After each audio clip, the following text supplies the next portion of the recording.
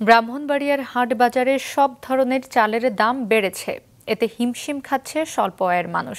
পাইকারি ব্যবসায়ীরা বলছেন, ধানের দাম বাড়ায় চালের বাজার কিছুটা ঊর্ধ্বমুখী। ব্রাহ্মণবাড়িয়া প্রতিনিধি আশেক মান্নান হিমেলের পাঠানো তথ্যচিত্রে ডেস্ক রিপোর্ট।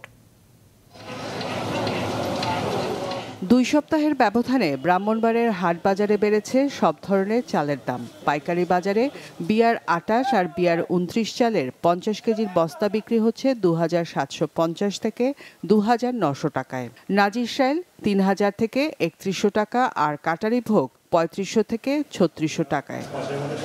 ব্যবসায়ীরা জানান, প্রতি মনে ধানের দাম বেড়েছে 250 থেকে 300 টাকা।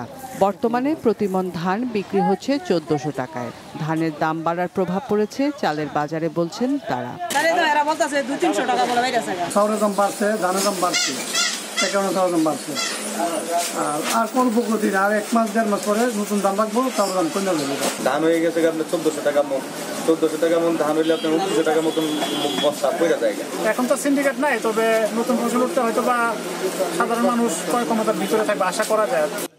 খাদ্য নিয়ন্ত্রণ কর্মকর্তা দাম বৃদ্ধির কথা স্বীকার করে জানান, মিলগুলো মনিটরিং করা হচ্ছে যাতে দাম বাড়াতে না পারে।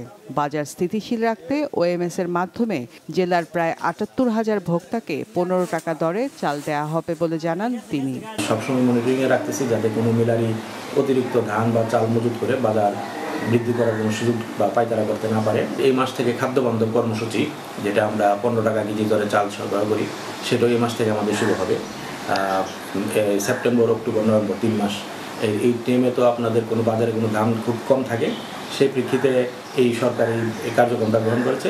আশা করি যে এই কার্যক্রম যখন চলমান হবে তখন আবার বাজার দর আরও কম নিম্নমুখী হবে। দ্রুত চালের বাজার স্বাভাবিক অবস্থায় ফিরে আসবে, এমনটাই প্রত্যাশা ভোক্তাদের।